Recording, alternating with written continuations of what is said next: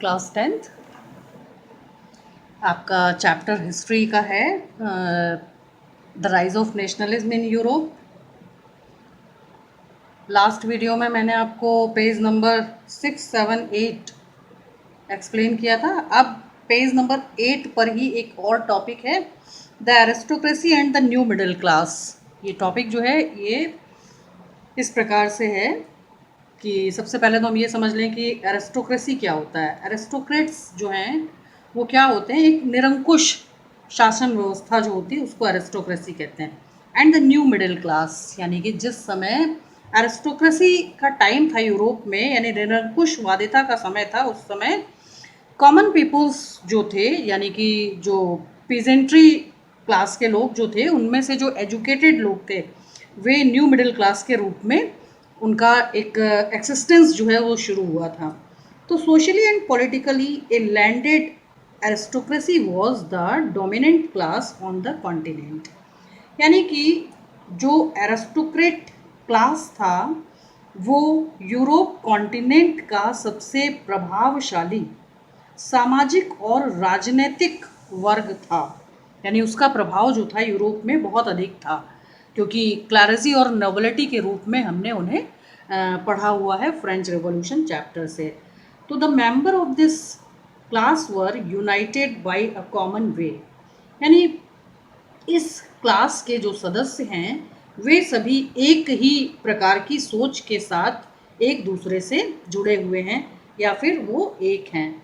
Of life that cut across regional divisions, यानी कि वे जो प्रांतीय विविधताएं हैं उससे कहीं अपने आप को अलग थलग मानते हैं, क्योंकि उनकी जो विचारधाराएं हैं वो यूरोप कॉन्टिनेंट के किसी भी पार्ट में रहते हों, उन सभी की जो विचारधारा है वो एक सी ही है। और वो विचारधारा जो है वो कंजर्वेटिव के रूप से जाना जाता है उनको। कंजर्वेटिव का मतलब संकीर्ण सोच वाले हैं, उनकी जो सोच है वो संकीर्ण है, क्योंकि उनका जो दायरा है वो बढ़ नहीं पाया। कारण क्या था कि उनको बाय बर्थ जो है वो फ्रेंच रेवोल्यूशन के समय जो रूलिंग टाइम था लुई 16 का, उन्हें बाय बर्थ प्रिविलेजेस दी जाती थी एज क्लैरिसी एंड नोबिलिटी, और इन्हें टैक्स के बर्डन से भी फ्री रखा जाता था। इस कारण से इनकी जो सोच थी वो बहुत संकीर्ण थी और उसमें उदारता कहीं दिखाई नहीं देती थी।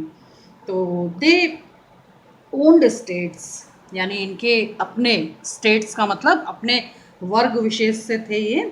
In the country side and also town houses, यानी कि अपने अपने टाउन हाउसेज में भी ये अपने स्टेट्स को ही बिलोंग करते थे। और जो कंट्री साइड्स का मतलब कि जो देश के उनके अलग अन्यत्र हिस्से थे, उनमें भी ये अपने अपने स्टेट, यानी क्लैरिसी और नोबिलिटी जो इनके लिमिटेड क्लासेस थे, उन क्लास को ही जो है वो पसंद किया करते थे। दे स्पोक फ्रेंच, और भाषा इनके द्वारा जो बोली जाने वाली थी वो फ्रेंच भाषा थी। फॉर पर्पजेज ऑफ डिप्लोमेसी, क्योंकि फ्रांसीसी भाषा जो थी वो बहुत ही प्रभावशाली भाषा थी, तो किसी को भी इन्फ्लुएंस करने के लिए के उद्देश्य से ये क्या करते थे कि क्योंकि हायर सोसाइटी के द्वारा बोले जाने वाली भाषा थी फ्रेंच, तो ये हायर सोसाइटी के लोग ही थे, क्योंकि क्लैरिसी और नोबिलिटी थे, कंजर्वेटिव कहलाते थे। तो इन्होंने क्या किया कि डिप्लोमेटिक रिलेशंस बनाने के लिए इन्होंने फ्रेंच भाषा का उपयोग किया। अब यहाँ पर शब्द आया डिप्लोमेसी। डिप्लोमेसी को हम हिंदी में कहते हैं कूटनीति, लेकिन एक प्रॉपर डेफिनेशन होना चाहिए, प्रॉपर मीनिंग होना चाहिए। The activity of managing relations between different countries, यानी एक ऐसी एक्टिविटी जिसमें कि हम विदेशों से यानी दूसरे देशों के साथ संबंध बनाने में मैनेज करने का जो प्रोसेस है डिप्लोमेसी कहलाता है। तो ये लोग क्या करते थे कि अपने आप को हायर सोसाइटी से तो मानते ही थे, और लोग यानी दूसरे जो देश थे उनको इन्फ्लुएंस करने के लिए फ्रेंच लैंग्वेज जो है उसको बोला करते थे। Their families were often connected by ties of marriage. अब क्या होता था कि इनके जो वर्ग विशेष थे वे आपस में कनेक्टेड थे टाइज ऑफ मैरिज, यानी कि विवाह संबंधों के साथ, क्योंकि इनके जो क्योंकि ये हाई क्लास सोसाइटी से थे, तो इनके जो विवाह संबंध थे वो आपस में ही हुआ करते थे। This powerful aristocracy was however numerically A small group. Aristocracy जो थे वो एरिस्टोक्रेट्स जो थे वो पावरफुल ग्रुप तो थे, लेकिन न्यूमेरिकली यानी संख्या में इनका जो संख्या जो थी इनकी वो काफ़ी छोटे समूहों के रूप में थी। The majority of the population was made up of peasantry, जबकि यूरोप के किसी भी यानी पूरा यूरोप कॉन्टिनेंट जो है उसके किसी भी छोटे देश को अगर देखा जाए तो वहाँ पर पॉपुलेशन का एक बड़ा हिस्सा जो था वो पीजेंट्री या फिर कॉमन पीपल्स थे या थर्ड स्टेट के लोग जो थे वो थे। टू द वेस्ट यानी यूरोप के वेस्टर्न पार्ट में the bulk of the land was farmed by tenants and small owners, यानी कि यूरोप के पश्चिमी भाग में जो भूमि थी कल्टिवेबल लैंड थी वो बल्क में थी, बहुत सारी थी, बट फार्म्ड बाय टेनेंट्स यानी कि जो उसे टेनेंट के रूप में खेती किया करते थे, एंड स्मॉल ओनर्स और ये उसके छोटे मालिक हुआ करते थे। वाइल इन क्यों हुआ करते थे? क्योंकि ये अपनी अपनी अर्निंग का एक बहुत बड़ा पार्ट यानी खेती से इनको जो कुछ भी मिलता था उसका एक बहुत बड़ा हिस्सा जो है उस जो जागीरदार होता था, ज़मीन का मालिक होता था, उसको दे दिया करते थे और उससे छोटा जो हिस्सा होता था वो इनकी अपनी अर्निंग होती थी। While in eastern and central Europe, जबकि पूर्वी और मध्य यूरोप में the pattern of land holding was characterized by vast states which were cultivated by serfs, जबकि पूर्वी और मध्य यूरोप में लैंड होल्डिंग पैटर्न जो था उसे जो है वो करेक्टराइज्ड किया गया था वास्ट स्टेट्स में, यानी बड़े बड़े स्टेट्स में, विच वर कल्टिवेटेड बाय सर्फ्स। यहाँ पर ज़मीनें पर्याप्त थी लेकिन सर्फ्स के द्वारा खेती की जाती थी। सर्फ्स कौन होते थे? कृषि दास, यानी कि जो कॉमन पीपल होते थे उनमें से उन्हें दास बनाकर या फिर उन्हें एज लेबर रखकर उनसे खेती कराई जाती थी। In western and parts of central Europe, फिर से एक बार वेस्टर्न और मध्य यूरोप के भाग की बात हो रही है कि the growth of industrial production, अभी तक हम खेती के बारे में पढ़ रहे थे, अब इंडस्ट्रियल ग्रोथ के बारे में आता है कि and trade mean the growth of towns and the emergence of commercial classes, यानी न्यू मिडिल क्लास की बात कर रहे हैं ना। तो पश्चिमी और मध्य यूरोप में जैसे ही उद्योग और उत्पादन बढ़ा वैसे ही क्या हुआ कि व्यापारिक स्थिति जो थी वो सुधरती जा रही थी, और growth of towns and the emergence of commercial classes, वैसे वैसे क्या हुआ कि कस्बे और शहर जो थे वो बढ़ने लगे थे। And emergence of commercial classes का मतलब कि जो इन उद्योगों में इंगेज डायरेक्ट और इनडायरेक्ट, यानी कुछ तो मैन्युफैक्चरर्स थे, कुछ फाइनल गुड्स को ट्रांसपोर्ट करने के लिए इंगेज रहते थे, यानी जो डायरेक्ट और इनडायरेक्ट रूप से इंगेज्ड पर्सन्स थे वे कमर्शियल क्लास के रूप में मिडिल क्लास के साथ जुड़े, यानी कि व्यापारिक वर्ग के रूप में मिडिल क्लास में जुड़ गए। तो जो मिडिल क्लास था उसका एक्सिस्टेंस जो था या इमरजेंस जो था वो बढ़ता जा रहा था। तो existence was based on production for the market, यानी जिस प्रकार से मार्केट में गुड्स और कमोडिटीज़ का प्रोडक्शन बढ़ता जा रहा था उसी प्रकार से कमर्शियल क्लासेस भी न्यू मिडिल क्लास में जुड़ती जा रही थी। इंडस्ट्रियलाइजेशन बिगन इन इंग्लैंड, यानी औद्योगिकरण जो था उसकी शुरुआत इंग्लैंड से हुई in the second half of the 18th century. तो 18th सेंचुरी के सेकेंड हाफ में इसकी शुरुआत होती है, but in France and parts of the German states it occurred only during the 19th century. लेकिन फ्रांस और जर्मनी के अधिकांश हिस्सों में 19th सेंचुरी में ही ये व्यापारिक स्थितियां जो हैं वो स्पष्ट रूप से दिखती हैं।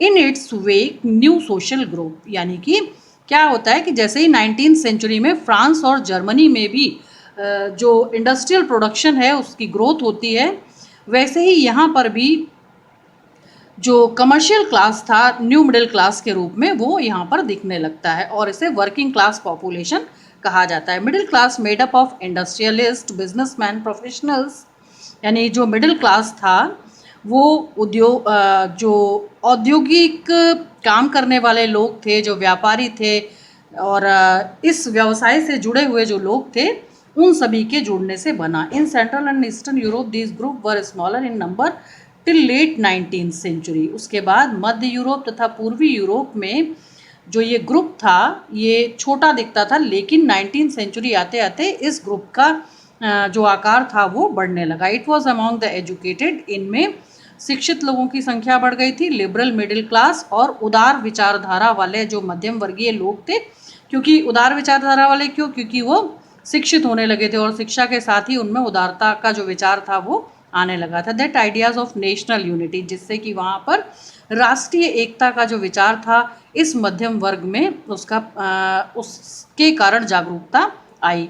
Following the abolition of the aristocratic privileges gained popularity. इससे पूर्व क्या होता था कि अब वे एरिस्टोक्रेटिक प्रिविलेजेस जो पॉपुलरिटी गेन करने के लिए वहाँ के एरिस्टोक्रेटिक जो अथॉरिटीज़ थी उनके द्वारा वहाँ पर किया जाता था, उसको एबोलिट करने में लग गए, यानी कि उसको समाप्त करने की कोशिश उन्होंने की अपने उदार विचारधाराओं के द्वारा। तो इस प्रकार से ये हमारा हो गया था aristocracy and the new middle class. यानी न्यू मिडिल क्लास जो था वो कहाँ से आया, कहने का मतलब ये है कि जो कॉमन पीपल्स थे या फ्रेंच रेवोल्यूशन में जो थर्ड स्टेट के लोग थे, जो पीजेंट्री थे, वो क्या हुए कि पहले उन्होंने कृषि क्षेत्र में अपनी धाक बनाई, उसके बाद फिर उन्होंने इंडस्ट्रीज़ के फील्ड में अपने आप को प्रूव किया, और उसके बाद क्या हुआ कि अपनी शिक्षा पर विशेष ध्यान देते हुए अपनी उदार विचारधारा से राष्ट्रीय एकता की जो विचारधारा थी उसको प्रबल बनाया। और अब पहले ये मेजॉरिटी ऑफ पॉपुलेशन थे, अब इनकी संख्या और अधिक बढ़ती गई। तो इस प्रकार से जो उदार विचारधारा थी वो इनके समक्ष आई। पेज नंबर 9 पर आपका सेकंड टॉपिक है, what did liberal nationalism stand for. Liberal means होता है उदार और नेशनलिज्म मीन्स होता है राष्ट्रवाद।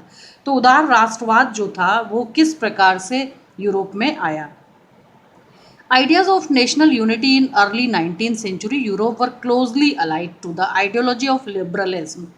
यानी कि राष्ट्रीय एकता की जो विचारधारा थी वो 19th सेंचुरी के पूर्व में ही, यानी 19th सेंचुरी की शुरुआत में ही यूरोप में क्लोजली अलाइड टू द, यानी कि बहुत ही प्रगाढ़ रूप से संबद्ध, यानी बहुत गहराई से जुड़ गई थी to the ideology of liberalism, जो कि एक उदार विचारधारा के रूप में थी, एक आदर्श विचारधारा के रूप में थी, जिसे लिबरलिज्म कहा गया, उदार विचारधारा कहा गया। The term liberalism derives from, अब बात आती है कि लिबरलिज्म जो था ये वर्ड आया कहाँ से, तो derives from the Latin root, यानी एक लैटिन भाषा का शब्द है, जो शब्द है Libre, LIBER, meaning free. Libre means free, यानी लैटिन भाषा में लिबर शब्द का शाब्दिक अर्थ है फ्री, यानी फ्री मीन्स मुक्त होना, आज़ाद होना। For the new middle classes liberalism stood for freedom for the individual and equality of all before the law. यानी जो न्यू मध्यम वर्ग था उसने क्या किया कि जो न्यू मिडिल क्लास के लोग थे उन्होंने उदारीकरण की इस विचारधारा को समझने का प्रयास किया फ्रीडम वर्ड के साथ, यानी आज़ादी शब्द के साथ, फॉर द इंडिविजुअल, यानी व्यक्तिगत या निजी रूप के लिए या निजी स्वतंत्रता के लिए, and equality of all before the law, तथा एक नई भावना इनके मन में आई कि equality of all before the law, यानी सभी के लिए समान कानून बनाए जाना। क्योंकि इससे पूर्व क्या व्यवस्थाएं थी यूरोप में, जब एरिस्टोक्रेटिक रूल होता था वहाँ पर, कि वहाँ पर फर्स्ट 2 जो स्टेट्स थे उनके लिए विशेष सुविधाएं होती थी, और जो कॉमन जो पीपल्स होते थे वो उनसे वंचित रखे जाते थे। तो यहाँ सबसे जो बल मिला वो किसको मिला कि लिबर शब्द जब लैटिन भाषा का शब्द था जिसका मतलब था फ्री, न्यू मिडिल क्लास ने क्या किया कि लिबरलिज्म को फ्रीडम के रूप में लिया, फॉर द इंडिविजुअल, यानी निजी रूप से स्वतंत्रता, और equality of all before the law, यानी कानून के नज़र में सभी का समान होना। इस प्रकार की विचारधारा उनको बल देती थी।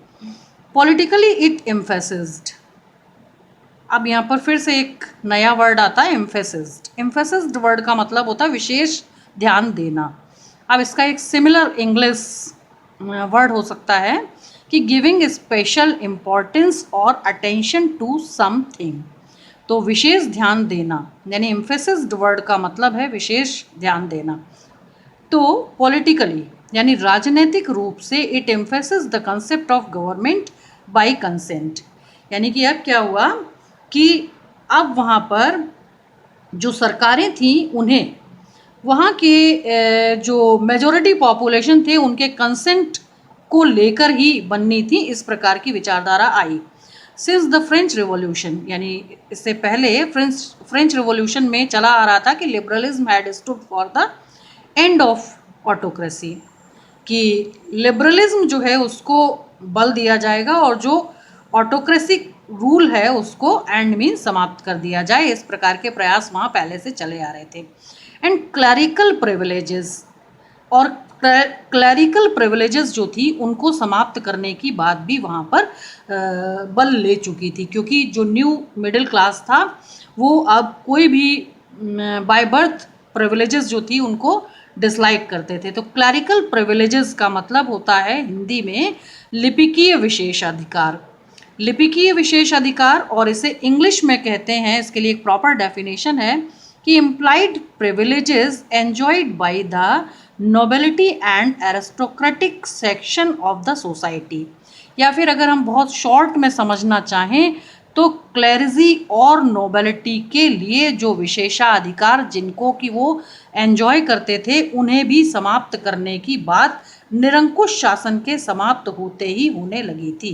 एक constitution and representative government through parliament, यानी कि एक संवैधानिक सरकार की बात वहाँ के पार्लियामेंट के थ्रू जो है वो आई, जिसमें कि रिप्रेजेंटेटिव गवर्नमेंट, यानी कि रिप्रेजेंटेटिव गवर्नमेंट का मतलब कि एक तरीके से डेमोक्रेसी की ओर चलना, यानी कि जो प्रतिनिधियों के द्वारा चुनी हुई सरकार, लोगों के द्वारा चुनी हुई जो सरकार थी उसको संवैधानिक तौर पर चलाए जाने की जो व्यवस्था थी वो बल लेती जा रही थी। 19th century liberals also stress the inviolability of private property. अब क्या हुआ कि 19वीं शताब्दी में जो उदारवादी विचारधारा वाले लोग थे उनको व्यक्तिगत जो संपत्तियां थी उनसे अनुलंघनीयता, यानी इनवैलिबिलिटी का मतलब होता है हिंदी में अनुलंघनीयता। अनुलंघनीयता को हम इंग्लिश में अगर समझें तो ज़्यादा इजी रहेगा। तो ये होता है कि secure from violation not involving any one, यानी कि प्राइवेट प्रॉपर्टी का मतलब कि अब जो निजी और व्यक्तिगत संपत्ति थी उसमें किसी का इन्वॉल्वमेंट नहीं है, ना तो क्लैरिजी का, ना नोबिलिटी का, ना ही एरिस्टोक्रेटिक रूल्स का। तो इनवैलिबिलिटी को हिंदी में कहा जाता है, इस वर्ड का हिंदी में अर्थ है अनुलंघनीयता, और इसे इंग्लिश में हम सिमिलर वर्ड है इसके लिए, सिमिलर सेंटेंस है इसके लिए, secure from violation not involving any one, यानी कि निजी यानी जो प्रॉपर्टीज़ के राइट थे वो नेपोलियन बोनापार्ट के आने के बाद वैसे ही लोगों को मिल गए थे जिसका कि लोगों ने स्वागत किया था, और यहाँ पर किसी प्रकार की सीमा का यानी उसको लांघने की जो बात थी वो नकार दी गई थी कि अब कोई भी क्लास जो है वो चाहे कोई भी स्टेट, चाहे वो फर्स्ट स्टेट हो या सेकंड स्टेट हो, अब किसी के अधिकारों का उल्लंघन नहीं कर सकता।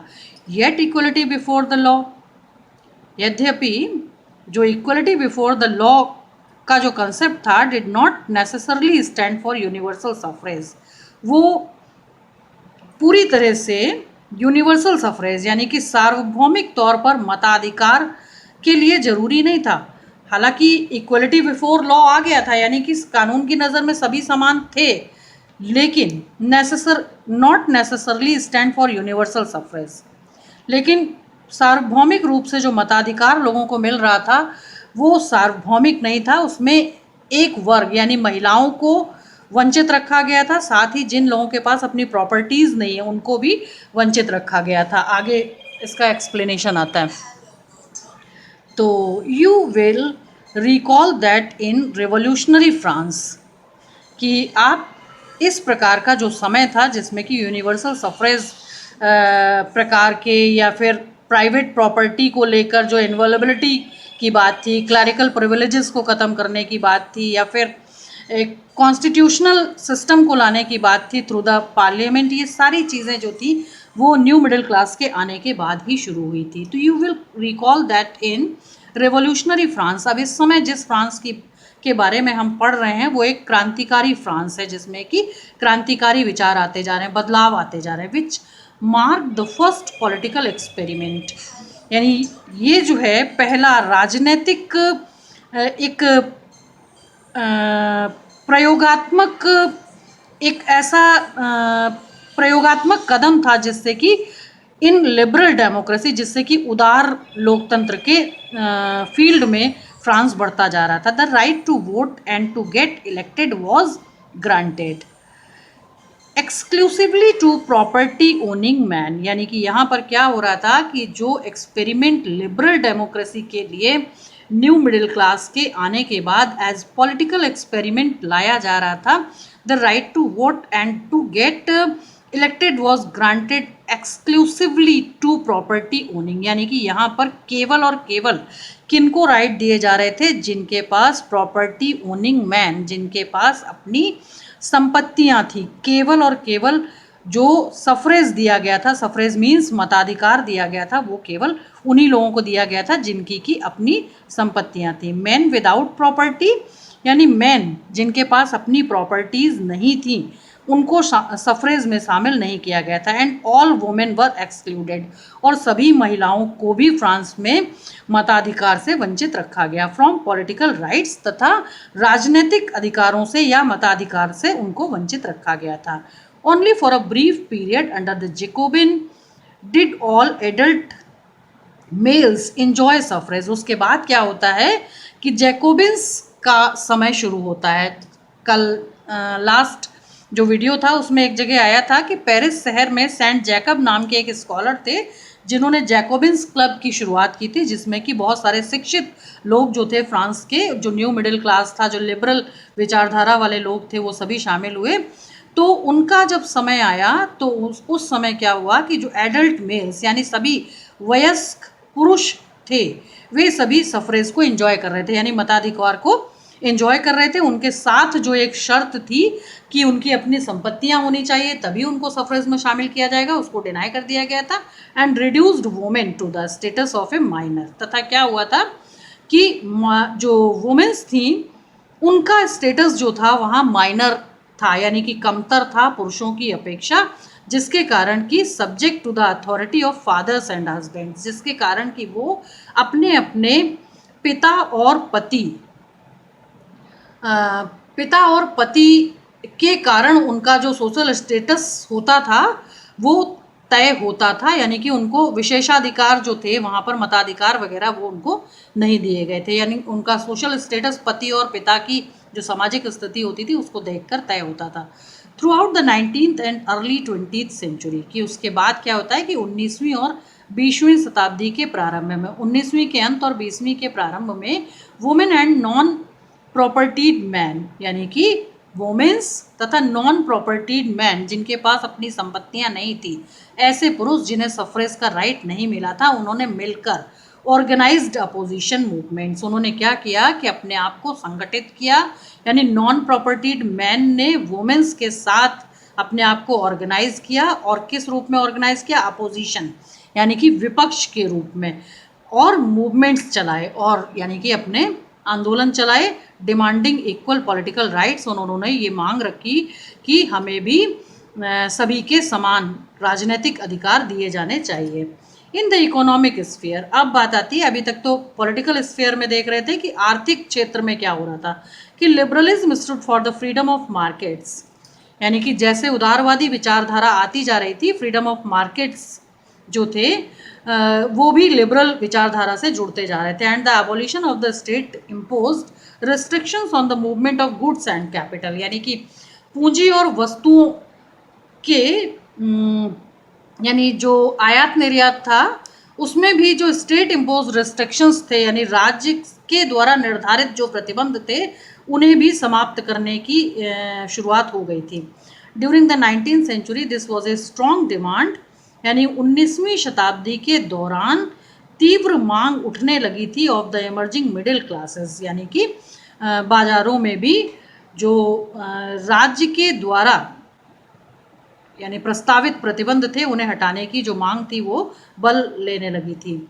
Late us take the example of the German speaking regions in the first half of the 19th century, यानी कि first half of the 19th century में जर्मन स्पीकिंग रीजन्स में इस प्रकार के उदाहरण देखने को मिलते हैं कि बाजारों में जो राज्य के द्वारा लगाए गए जो प्रतिबंध थे उन्हें हटाने की मांग ने बहुत बड़ा एक जो उदाहरण था वो देखने को मिलता है। Napoleon's administrative measures had created out of, अब नेपोलियन की प्रशासनिक व्यवस्था में जो पैमाने उन्होंने तय किए थे नए सुधार के, काउंटलेस स्मॉल प्रिंसिपैलिटीज, उसमें बहुत सारे रियासतों को शामिल किया गया था।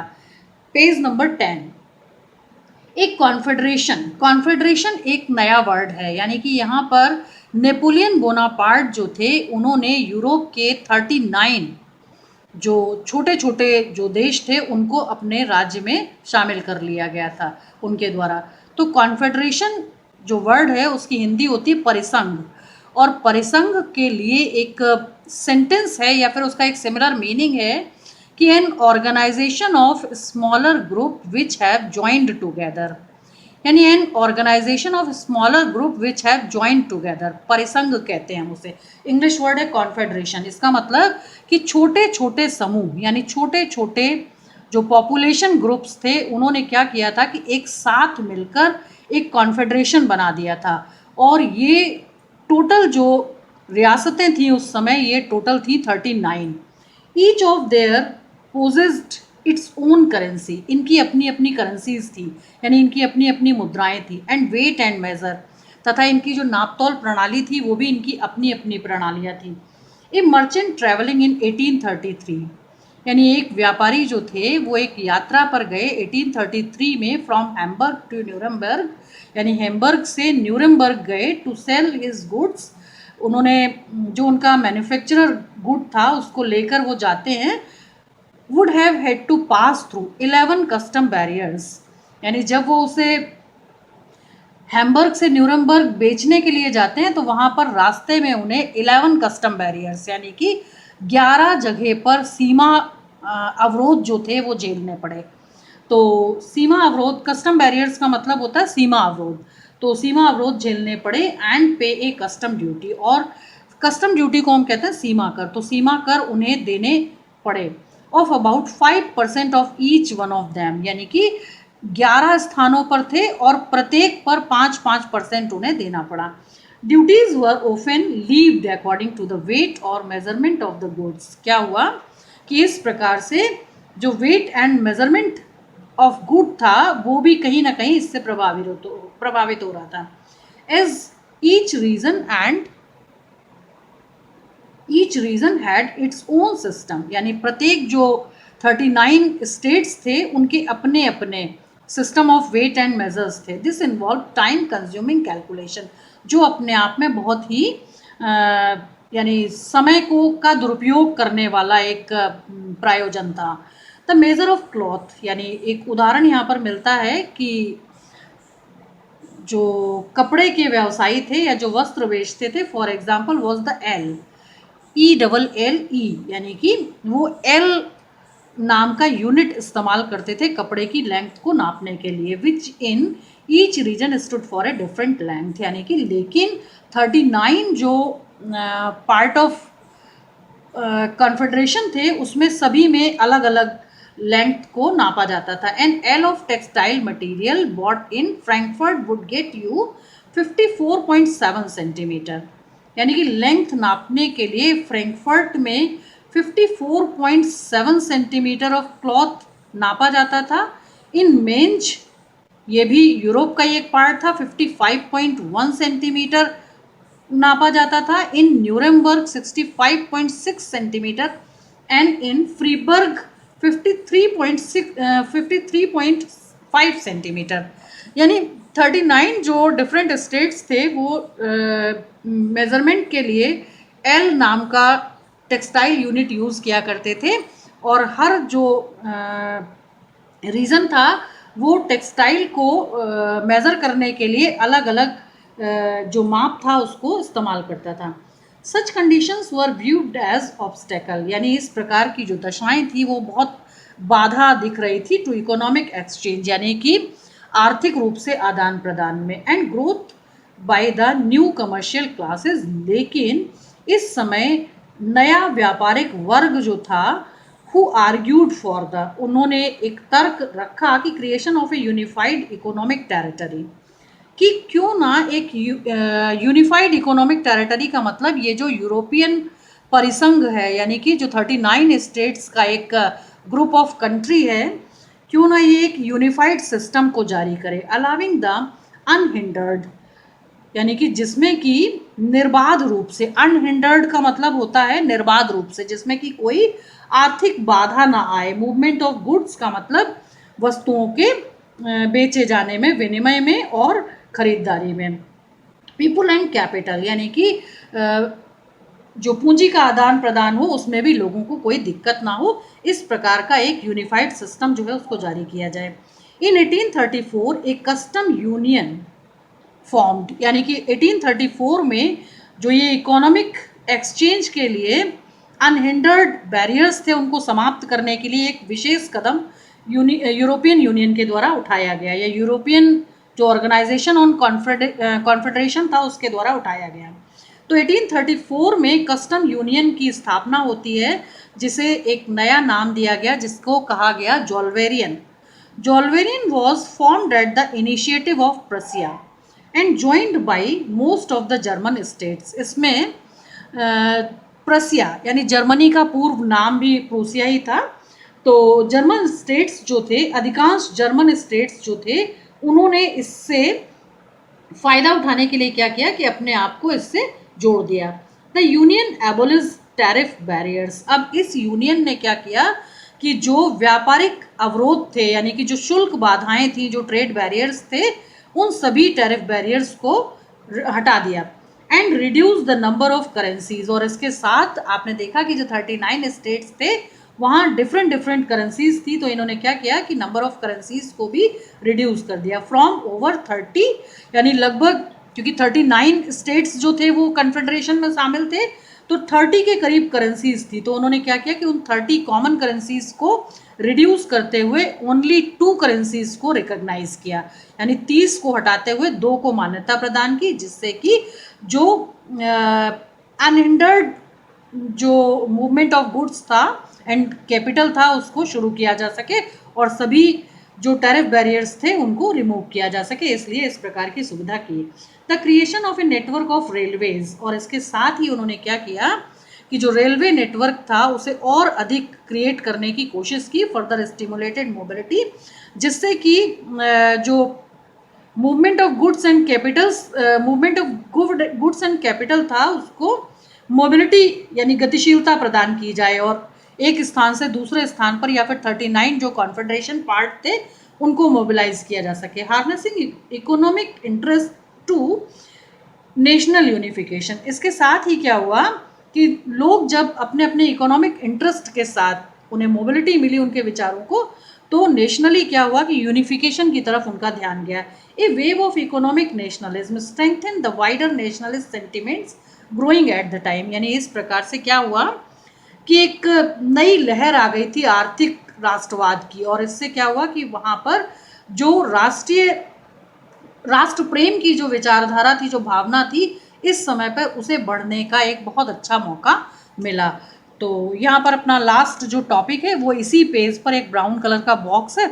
तो ये है कि economist begin to think in terms of the national economy, यानी जो अर्थशास्त्री थे इस समय वे सभी राष्ट्रीय अर्थव्यवस्थाओं के बारे में सोच रहे थे। They talked of how the nation could develop, यानी वे बात करते थे कि किस प्रकार से देशों को विकसित किया जाए, एंड व्हाट इकोनॉमिक मेजर्स, क्या आर्थिक पैमाने अपनाए जाएं, could help force this nation together, ताकि सभी जो देश हैं वो एक साथ मिलकर काम करें। तो इसके लिए एक इकोनॉमिस्ट थे जिनका नाम था फ्रेडरिच लिस्ट। उन्होंने, वो कौन थे? प्रोफेसर ऑफ इकोनॉमिक्स, वो इकोनॉमिक्स के प्रोफेसर थे eight the time of university.